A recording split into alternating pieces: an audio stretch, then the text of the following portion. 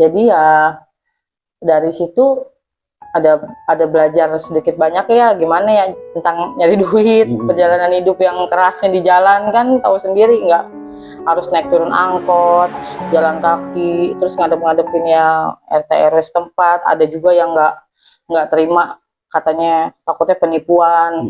Mes akhirnya dibawa ke rumah sakit, dirawat ada sebulan sampai hasilnya keluar.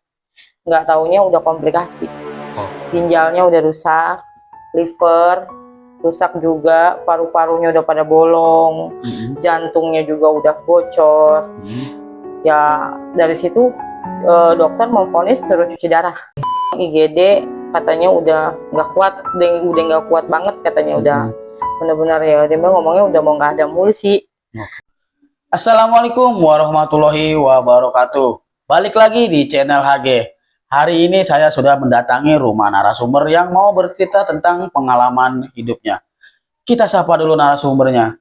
Assalamualaikum Kak Ella. Waalaikumsalam. Nah, Kak Ella ini punya cerita pengalaman hidupnya ya Kak. Iya. Bisa nggak Kak diceritain kisi-kisinya sedikit Kak? Bisa.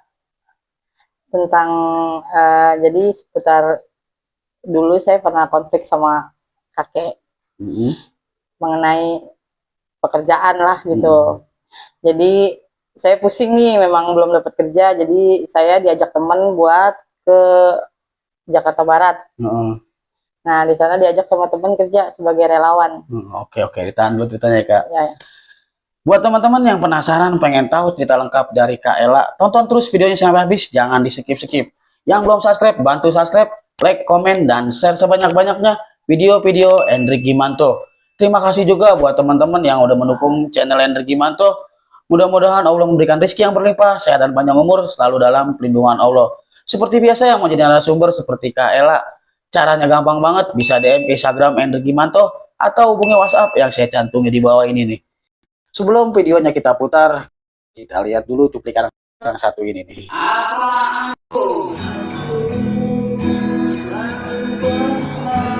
Ada doa nggak buat Bapak? Buat mata Bapak.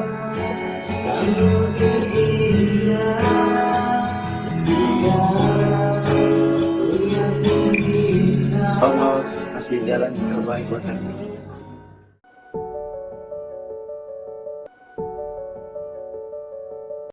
Oke, Kak Ella, Ya. bisa diceritain dari awal sampai akhir Kak. Silakan diceritain Kak. Jadi aku kan emang dari kecil tinggal sama kakek sama nenek, diurusin deh dari kecil. Nah aku konflik nih pada saat itu sama kakek almarhum, sekarang udah nggak ada ya. Itu di tahun berapa tuh Kak? Tahun 2019. Oke, lanjut. Pernah konflik sama kakek mengenai pekerjaan. Pada saat itu masih belum pengen kerja sih sebenarnya. Nah terus pusing lah di rumah.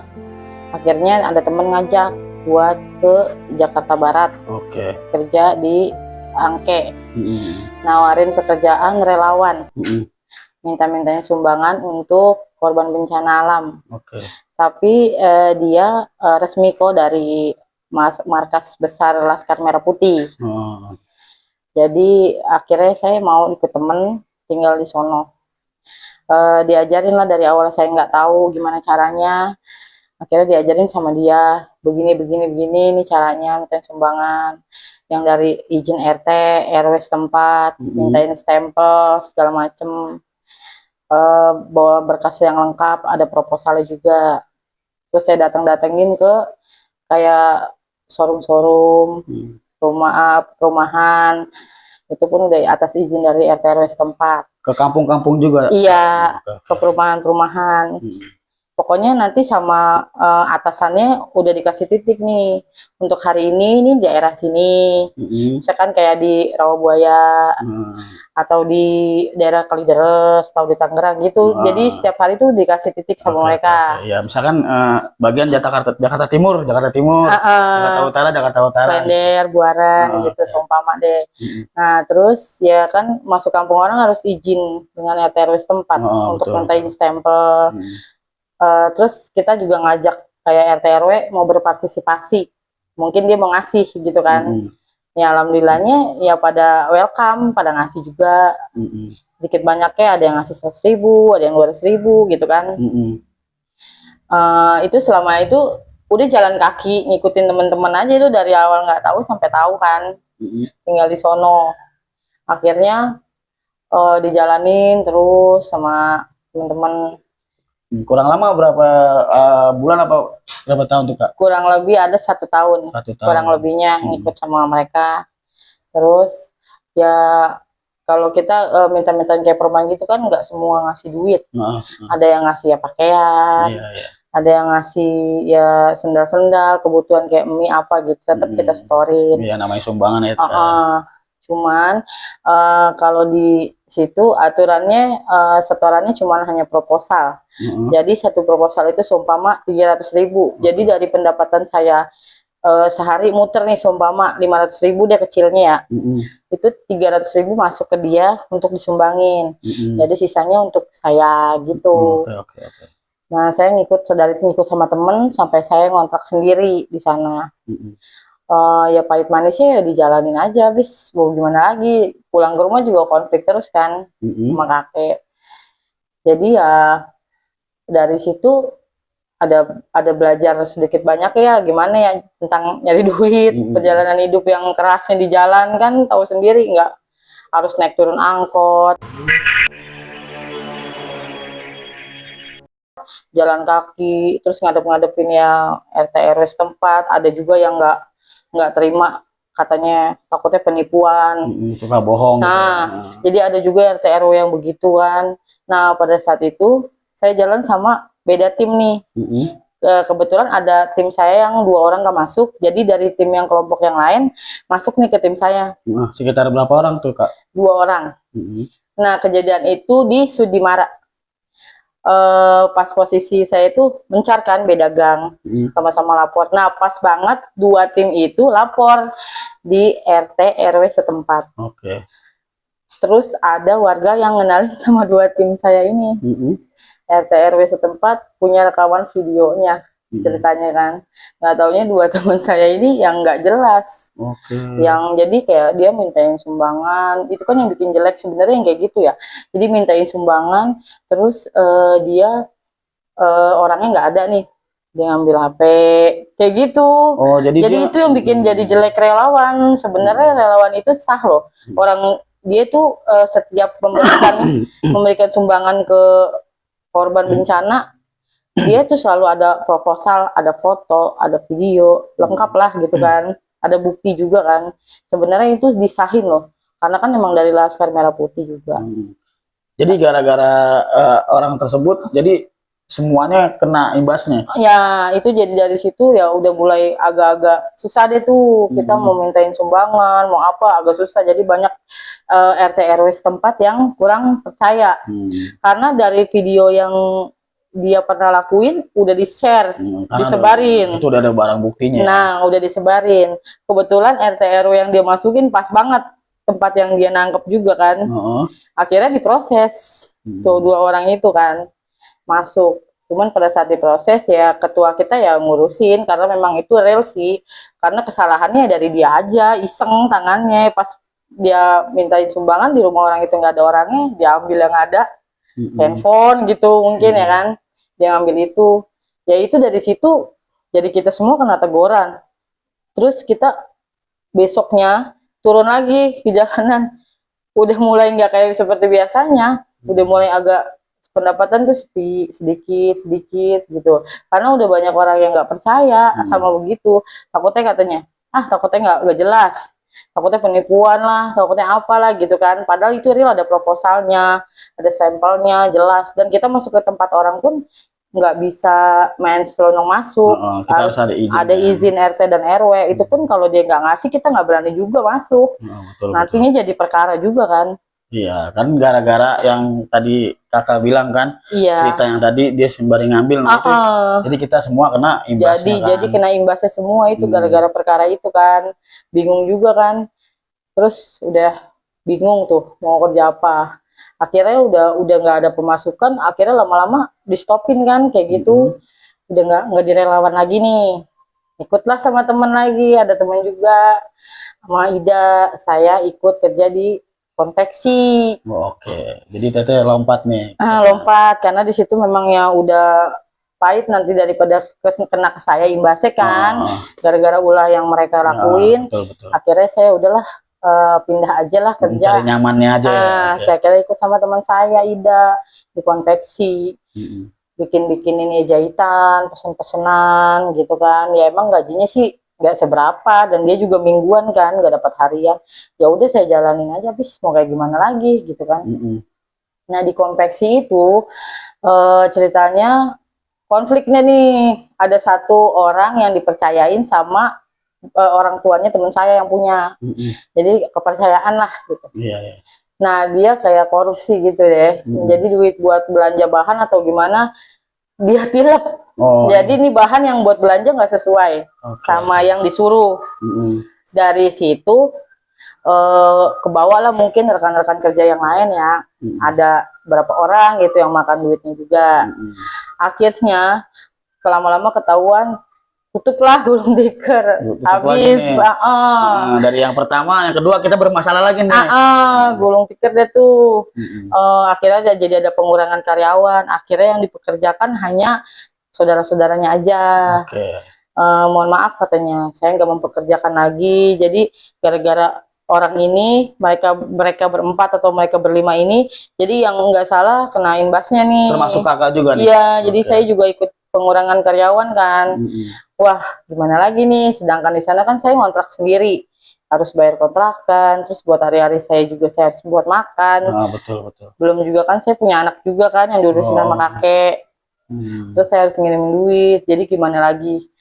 Pusing nih. Nggak lama ada lagi ngajakin juga. Dia main relawan lagi nih. Tapi bukan dari Laskar Merah Putih. Saya pikir ini sah nggak nih gitu loh, takut kan. Karena yang sah aja gara-gara ada yang nggak benar dua orang kita kena imbasnya nih. Ya, betul. Nah ini sah nggak? Saya cek semua proposalnya. Dia dari Legiun Tanda B. Nama itunya ya kan. Udah tuh saya coba jalanin. Lumayan sih, maksudnya pendapatannya cuman beda setoran. Kalau dia setorannya 100.000. Jadi mau saya dapat kecilnya 300.000 atau mau dapat gedenya 1 juta, itu pokoknya sehari setorannya tetap 100.000. Nah udah tuh saya jalanin. Ada berapa lama saya jalanin, saya minta sumbangan. Dipercaya deh sama RT, sama RW, banyak yang ngasih. Itu udah pindah daerah lah. Udah pindah, tapi tetap pokoknya kalau mintain kayak gitu kita harus dari ketua nih. Pokoknya nih titik hari ini selama seminggu Jakarta Barat. Nah misalkan ntar nih minggu ke depannya ini Jakarta Selatan. Ntar sama dia dikasih titiknya ini jalan ini kayak Jakarta Timur. Pokoknya udah ada yang ngatur lah. Iya, kayak Jakarta Timur kan Klender, terus Buaran, tuh abisin tuh semua lingkungan situ. Nah kalau lu mau mapai ke jalan-jalan kayak showroom motor, showroom mobil, kadang-kadang ada yang ngasih ada yang enggak.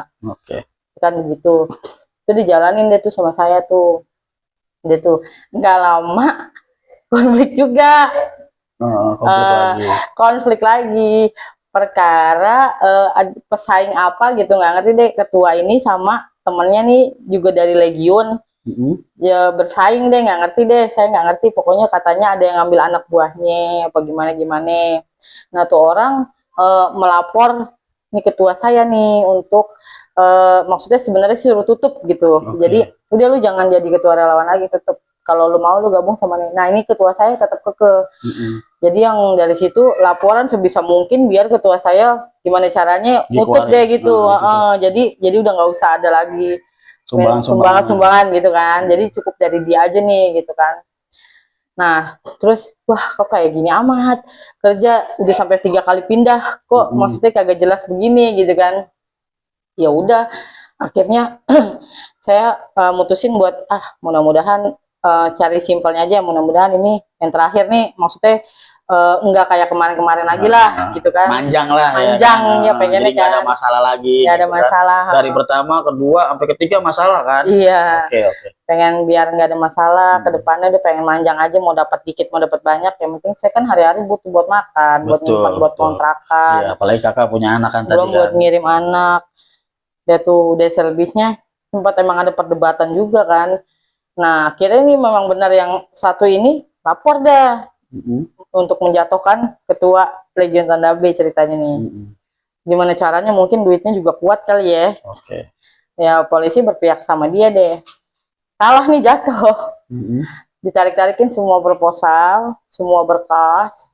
Dan jadi kita mau kerja pakai apa? Kan kalau nggak pakai berkas, nggak pakai proposal, nggak bisa. Nggak bisa. Karena itu yang bikin kuat dari situ. Nanti kalau kita lapor RT RW, dia melihat dong proposal yang mana. Terus data-data yang lain mana, foto-foto yang kalian sumbang di tempat-tempat bencana mana. Itu kan nanti kan ketuanya dipoto. Mana ketuanya, dia pengen lihat. Kan namanya RT RW ada yang mendetil, ada yang enggak. Udah tuh. Terus setelah itu sempat goyang, ada keributan, akhirnya kalah deh, tutup lagi. tutup lagi. Aduh ya Allah, terus udah ketiga kali nih, ya Allah gini amat gitu kan. Nah akhirnya diajaklah sama temen nih, mintain sumbangan, cuman proposalnya mengatasnamakan masjid. Itu saya jadi aduh takut dosa nggak ya gitu kan. Sebenarnya tapi anak saya butuh uang, sampai saya mikir ya Allah mudah-mudahan yang segala sesuatu yang saya lakukan menurut haram biar jadi halal buat anak saya, karena kan dia nggak tahu kan, nggak tahu menau saya kerja apa gitu kan.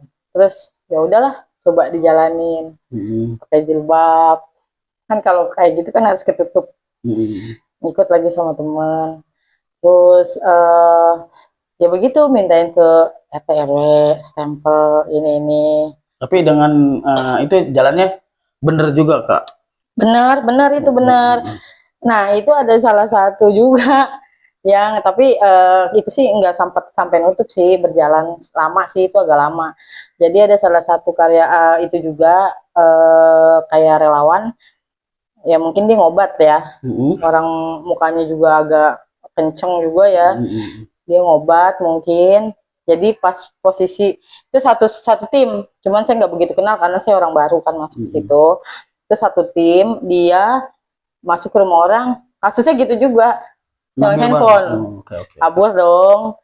Nah terus dia ngegerakin yang lain nih, takut mungkin yang nggak salah ke bawah-bawah, cabut jangan pindah sini, pindah lahan gitu kan. Cabut. Nah saya ngoling-ngoling yang lain, cabut. Nggak tahu suruh cabut kan. Perkara ketemu dia di stasiun ceritanya nih, kita mau pindah tempat. Ketemu, nah terus kenapa sih ini gue ambil ini ya kan, wah lu gimana sih, perkara aja udah kemarin gue udah 3 kali kerjaan kayak gini kasusnya, maksudnya ini jangan kayak gini lagi, nanti malah jadi permasalahan yang nggak salah jadi ke bawah-bawah. Maksudnya jangan ini dong, jangan apa sih kayak gitu, maksudnya kita yang normal-normal aja lah, jangan cari masalah terus. Nah iya, jadi dia tuh kalau memang berangkat selalu ngobat, jadi dampaknya gitu. Kadang-kadang kalau mintain juga teman saya itu nggak ada yang ngasih nih, rumah orang gedor, didobrak gitu kan, dengan cara paksa mungkin gitu tuh. Iya begitu, jadi kan imbasnya kan ke yang kita yang satu tim nih yang nggak tahu apa-apaan, ntar jadinya oh ini nih satu tim nih, dianya aja begini, temannya juga nggak mungkin dong kalau nggak begini gitu kan. Ini pasti semua begini nih, udah diusir aja dari kampung sini. Akhirnya pernah tuh waktu itu diusir dari kampung situ. Iya mungkin kan dari temennya satu yang tadi kakak bilang dengan cara ngobat, pasti nggak mungkin satu orang aja nih. Iya semuanya nih pasti, karena karena kita di tim tuh saat turun ke jalan itu, satu tim itu ada yang 4 ada yang 5. Betul. Nah ya itu kan memang mencar, beda-beda RT nih, satu pala beda RT, jadi kita satu orang beda RT nih. Misalkan aku RT 1, temen aku RT 2, di RT 3 gitu beda RT, tapi masih satu RW. Tetap di RW-nya kita izin juga, nggak berani sembarangan. Udah kita nasihatin tetap aja ngobat, begitu lagi. Nah sayanya takut, kalau itu masih berjalan, cuman sayanya takut, saya minta pindah tim nggak dikasih. Sayanya takut kalau lama-lama kalau kayak gini jadi matiin saya sendiri. Nanti akhirnya imbasnya ke diri saya dong. Nah habis seperti itu saya udah tuh sempat mundur. Sebelum mundur nih saya kenal lah sama yang beda tim. Cowok. Tapi tetap kerjaan tetap yang sama seperti itu. Tetap. Nah itu yang cowok itu ceritanya namanya Oge. Saya kenalnya dengan dia. Cuman dia mintainnya di relawan Laskar Merah Putih juga.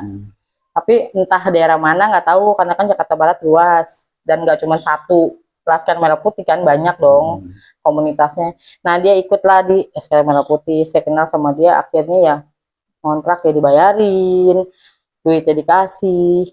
Udah tenang deh, maksudnya ya udahlah off aja deh dari kerjaan ini gitu kan. Kalau diterusin juga sayanya takut sendiri jadinya jalan sama orang yang salah gitu kan. Akhirnya ya udah off, ya udah saya jalanin. Akhirnya ikut lagi sama dia tuh di tim media, masuk, berjalan sampai ini dengan sendirinya berjalan ngikutin. Akhirnya kayak gini cara-caranya. Jadi pas terakhir ngikut sama yang di tim ini nih, Laskar ini, bener manjang, ada pokoknya mau 1 tahun itu masih berjalan deh.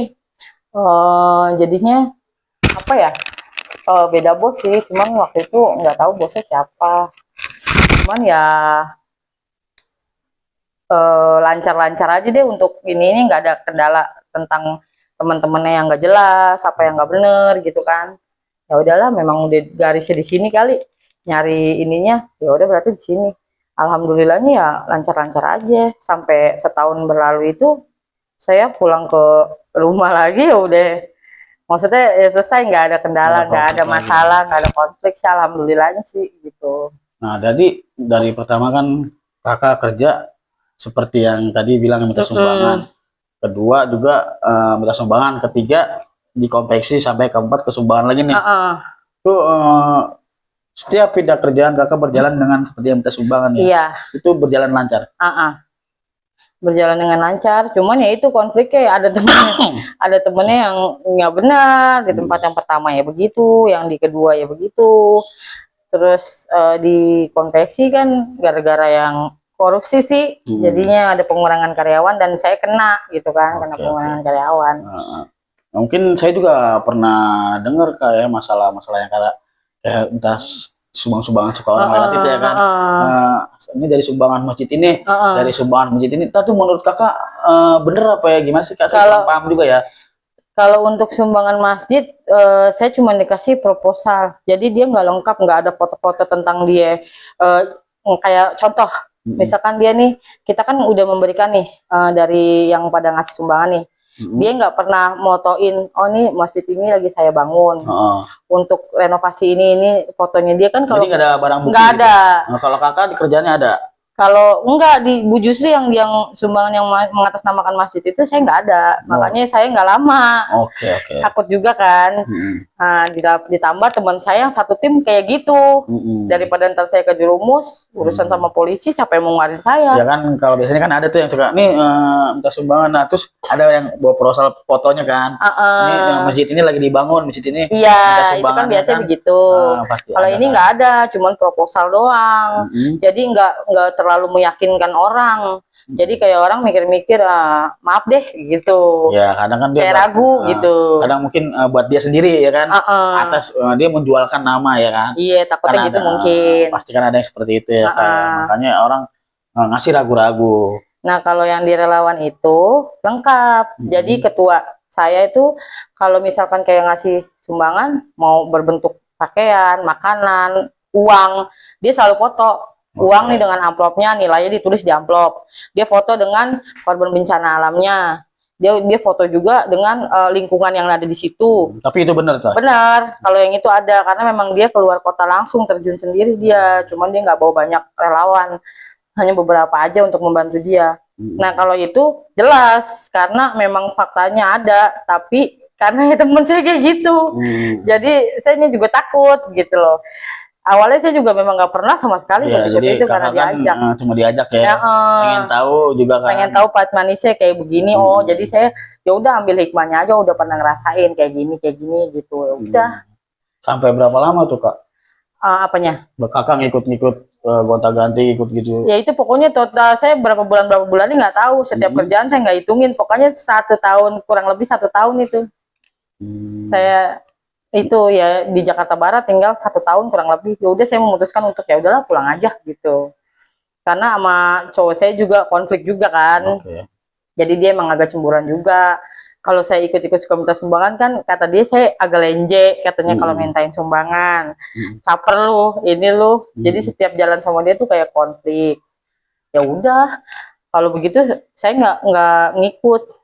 Kata dia, enggak, lu nggak mau, enak banget katanya kalau nggak ngikut, ya lu harus ikut. Ya tapi gue ikut, lu marah-marah, ntar gue katanya lenje lah, inilah itulah, konflik. Udah malas berdebat mulu, pengen nenangin diri, ya udah mutusin buat pulang aja lah gitu. Berarti selama tadi jalan sampai 3 tahun lebih ya? 3 tahun lebih. Nah, setelah melakukan seperti itu, terus teteh ada dapat pekerjaan lain? Dapat di toko kue sih, ini dekat di Mester. Saya kerja di toko kue. Ngikut sama temen juga, diajak, ada lowongan toko kue lebaran tuh kayak nastar gitu. Sempat berjalan, cuman bosnya agak pelit. Terus itu pun saya nggak tahu, waktu itu masih anak baru. Itu juga ada temen, jadi situ cewek 5 orang, termasuk saya. Nah ini yang 2 ini teman saya memang orang lama, jadi konfliknya gini, dia jadi ngejual-jualin kayak makanan-makanan itu kayak singkong Padang, keripik bawang, dijual sama teman-teman yang sebelah toko murah. Seumpama kayak seperempat tuh 30, 35, dia jualnya 20, 15. Ya kan dia jadi mau dong. Harusnya dia beli 35 kan, di korting 15.000 jadi mau. Mau lah pasti. Nah, lama-kelamaan tuh barang habis, duitnya kagak ada mungkin ya bosnya ya. Nah itu ditelusurin, ya itu yang 2 orang itulah. Nah terus 2 orang itu tuh ngerembetnya ke semua, padahal semua itu nggak tahu menau kan. Memang pada saat itu mereka makanin, saya ikut makan, maksudnya pikir ini boleh, emang boleh, cuman makan sedikit mah makanin aja. Nggak taunya dampaknya mereka ketahuan, kita semua kena. Ini juga ikut makan, ini juga ikut gitu. Jadi ngembet semuanya gitu. Nah, akhirnya ngembet semua kan. Apalagi di situ dari 4 orang itu saya yang kelima orang baru. Terus nggak bisa ngomong apa-apa dong. Akhirnya kita semua ya dikeluarin. Nah, bermasalah lagi. Bermasalah lagi kan, dikeluarin. Nah, terus ya udah si engkonya nyari orang baru lagi. Udah 5-5-nya nggak ada yang kerja. Akhirnya udah dikeluarin semua, dipulangin. Sampai di situ udah kakak perjalanannya dari yang tadi kan bermasalah ya, sampai kerja di kue juga bermasalah. Nah terus kelanjutan sana tetap masih nyari apa, berhenti situ aja? Masih nyari kerjaan lagi. Ikut event makanan Jepang. Itu juga ketemu sama temen namanya Novi.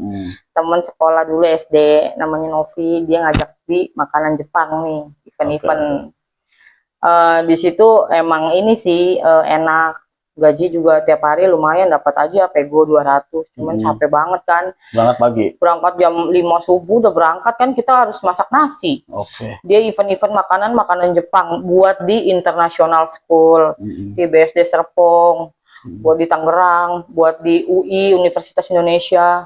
Kan dia apa sih, kampus-kampus termahal.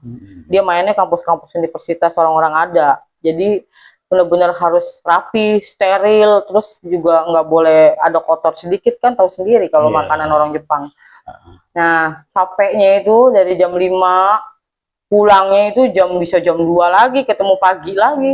Sampainya jam 2 malam pulang? Iya, sampai jam 2 pagi lagi. Memang sih nggak maidoin ya, bosnya baik juga, ya makan bebas. Lu mau makan pakai apa, ambil gitu kan. Bosnya gaul juga kan, orang yang Cina. Duit dikasih 200. Pokoknya kalau pulang di atas jam 12 bayarannya 200. Tapi kalau di jam 12 ke bawah pego. Nah, tuh itu di luar gaji. Di luar iya, makan udah dapat dari dia. Minum ya, kan dia dagang es juga. Ya tinggal ngambilin minumnya dia, boleh. Sama dia dibebasin, mau makan mau minum silakan bebasin. Yang penting lo profesional aja. Saat waktunya lo kerja, ada pembeli, ada pesanan, fokus. Nggak ada lo main handphone, nggak ada lo ngobrol. Jadi harus melayani pelanggan dengan baik, benar. Nggak boleh lo yang namanya main handphone atau lo ngobrol, nggak ada pokoknya.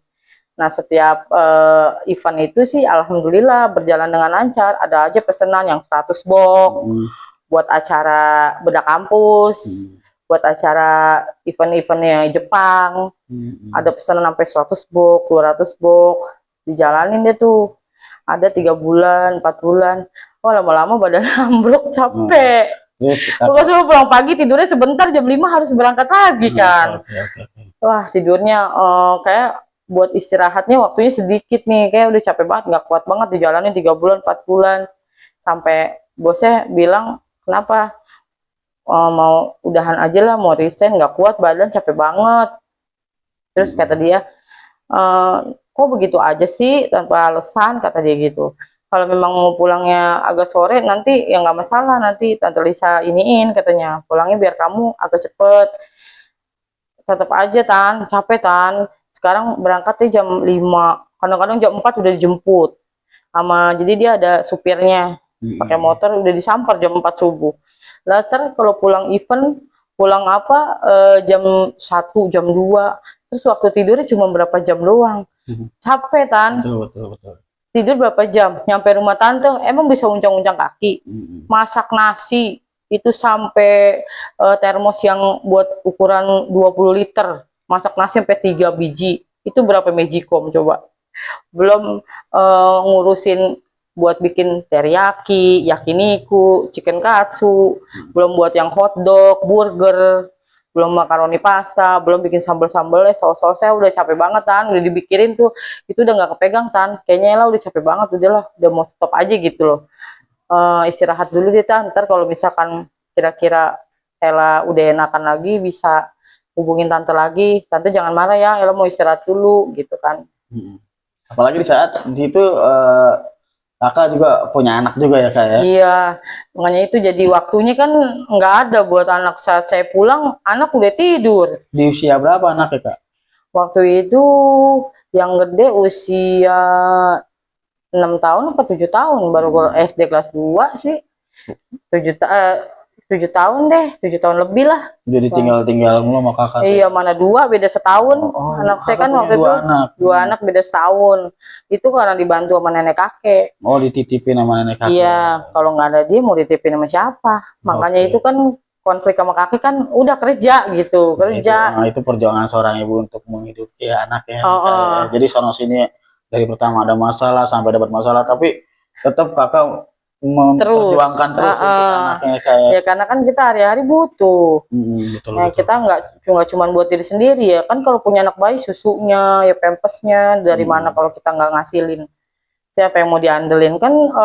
Waktu itu suami juga udah almarhum, jadi ya saya sendiri yang berjuang buat anak-anak. Ya makanya kan tadi kakak bilang kan pokoknya pada intinya pekerjaan kakak ini nggak mau ada masalah kan, maunya lancar-lancar aja kan, buat ngapain anak, apalagi kan kata kakak bilang suami udah nggak ada. Iya. Oke Kak, jadi kakak kan tadi bilang mempunyai 2 orang anak, kakak bekerja dari sono sini nggak ada berhentinya Kak ya. Iya. Untuk selalu berjuang untuk anaknya Kak, apalagi tadi kakak bilang suami sudah meninggal. Iya. Kalau saya boleh tahu Kak, suami kakak meninggal dengan cara apa tuh Kak? Kenapa Kak? Kecelakaan Kak? Apa sakit Kak? Gimana Kak? Sakit. Awalnya dari habis lebaran. Ceritanya dia batuk. Mungkin memang selama ini dia sakit, cuman dia nggak mau ngomong ya, ditahan sendiri. Saya juga nggak tahu, saya pikir dia kayak batuk, muntah, itu biasa ya. Terus dia ada sering keluhan perutnya sakit, pinggangnya sakit. Ya saya pikir ya udah urut, karena kan memang dia kerjanya tadinya narik bawa mobil. Ya saya pikir ya udah capek kali, kebanyakan duduk, diurut aja apa gimana. Dia juga nggak ada mau ke dokter kontrol atau apapun, dia nggak ada mau berobat. Ya dia minum obat warung terus. Nah lama kelamaan terakhir kemarin pas habis lebaran dia muntah. Nah itu muntah, darahnya kental. Saya pikir kenapa gitu kan, sampai ngeluarin darah Kak? Iya. Terus saya bawa dong, itu kan udah darurat ya, dia juga udah lemes. Akhirnya dibawa ke rumah sakit. Dibawa ke rumah sakit, dirawat ada sebulan sampai hasilnya keluar. Nggak taunya udah komplikasi. Ginjalnya udah rusak, liver rusak juga, paru-parunya udah pada bolong, jantungnya juga udah bocor. Ya dari situ dokter memvonis suruh cuci darah. Cuci darah seminggu 2 kali, setiap hari Senin dan hari Kamis. Akhirnya ya udah dijalanin setiap cuci darah. Nah kan kalau cuci darah itu dia harus darahnya normal. Kalau pas detensi dia darahnya lagi kurang, harus dapet inian kan, kalau dari rumah sakit apa ya, kalau kata PMI sumbangan darah ya. Oke. Kalau di rumah sakit pas lagi kosong, dia dirawat jadinya sampai ada donor darah. Donor darah. Nah, sampai ada donor darah, baru dia boleh dicuci darah. Kalau nggak ada donor darah, ya mau nggak mau dirawat terus. Seiring berjalannya waktu, ada kurang lebih 7 bulan dilakuin bolak-balik ke rumah sakit. Akhirnya udah nggak kuat mungkin ya, dari kakinya udah nggak bisa jalan, udah sering sakit, sampai benar-benar udah nggak bisa nginjek kakinya. Terus yang saya dengar terakhir dia masuk IGD, karena kan saya juga bolak-balik kan, yang kerja juga, yang ngurusin anak juga, suami juga. Yang saya dengar dia masuk ruang IGD, katanya udah nggak kuat, udah nggak kuat banget katanya, udah benar-benar ya, dia ngomongnya udah mau nggak ada mulu sih. Nah terus akhirnya nggak lama masuk ruang ICU, nggak sadarkan diri, koma, dicek sama dokter, nggak taunya udah lari ke pembuluh darah otak, udah pecah. Nah sempet ada 2 minggu di ruang ICU, nggak sadarkan diri. Ya akhirnya ya udah, divonis nggak ada. Berarti koma selama 2 minggu tuh? Iya, seminggu di IGD, 2 minggu di ICU. Kalau boleh tahu nih Kak, suami Kakak pekerjaannya apa tuh Kak? Supir. Oke. Bawa mobil Fuso. Ya jadi nganter-nganter ya beras, kalau lagi ada tarikan beras, kalau ada tarikan sapi yang narik sapi. Kalau lagi ada tarikan ya baja-baja besi ringan, apa aja sih mau dia sih, apa aja dilakuin. Berarti ngirim-ngirimnya keluar kota gitu ya? Iya, kalau sapi ya kayak ke Jonggol, ke Cirebon gitu kan, ke Bandung. Tapi kalau kayak besi-besi ya paling daerah-daerah aja. Nah kalau beras juga paling ya Jakarta, selisih Jakarta aja, nggak jauh-jauh sih tarikannya. Ya itu yang jauh yang narik sapi ke luar kota sih, kan karena butuh waktu berhari-hari juga. Kan dari sono kalau udah narik, udah nurunin sapi, entar dari sono suruh bawa lagi ke Jakarta, beda lagi sapinya gitu loh. Jadi ya udah dijalanin ya sampai dia sakit, sampai dia nggak ada. Nah sekarang Kakak ditinggalin sama suami Kakak kurang lebihnya berapa lama Kak? Saya kejadian meninggalnya ya udah sebulan lebih sih. Baru sebulan lebih, kan belum lama ya Kak? Nah Kakak sekarang masih single apa masih ya, udah pernah pendamping lagi nih Kak? Masih single. Masih single ya Kak ya? Oke Kak. Jadi Kakak yang ngapain ngurusin anak sendiri ya Kak? Iya. Anak berapa sekarang Kak? Anaknya udah 3. Oh nambah lagi 1 ya Kak? Yang kecil umur 1 tahun. Masih jadi kecil. Kakak sendiri nih untuk ngurusin anak 3 nih Kak, dengan masih nggak bekerja lagi nih Kak? Apa bekerja nih? Belum sih, rencana memang udah feeling udah mau kerja lagi sih. Tapi temen juga udah banyak yang nawarin ya, yang kayak di toko. Terus ada yang nawarin juga nih di pabrik. Cuman tar dulu deh, soalnya anaknya baru setahun. Oh anak Kakak baru setahun. Yang kecil nih, yang kecil ini baru setahun, kesian juga kan kalau ditinggal-tinggal. Masih butuh susu ya Kak ya? Karena masih ASI juga. Masih ASI ya Kak ya? Oke lah Kak, mudah-mudahan ya Kak ya, semuanya diberikan rezeki yang berlimpah, sehat, panjang umur ya Kak ya, buat keluarga Kakak. Dan buat almarhum juga, mudah-mudahan amal dan perbaikannya diterima di sisi Allah. Dan ditempatkan di surganya Allah ya Kak ya. Terima kasih banyak Kakak udah mau bercerita di channel HG ya Kak. Mungkin saya tutup sampai di sini ceritanya. Nah buat teman-teman yang belum subscribe, bantu subscribe, like, komen, dan share sebanyak-banyaknya di video-video channel YouTube Hendrik Gimanto. Terima kasih juga yang udah mendukung channel Hendrik Gimanto. Semoga Allah memberikan rezeki yang berlimpah, sehat dan panjang umur, selalu dalam perlindungan Allah. Seperti biasa yang mau jadi narasumber seperti Kak Ella, caranya gampang banget, bisa DM ke Instagram Hendrik Gimanto atau hubungi WhatsApp yang saya cantumnya di bawah ini nih. Kalau ada kata-kata yang salah dari saya dan Kak Ella, saya mohon maaf sebesar-besarnya. Saya Hendrik Gimanto dan Kak Ella mohon pamit.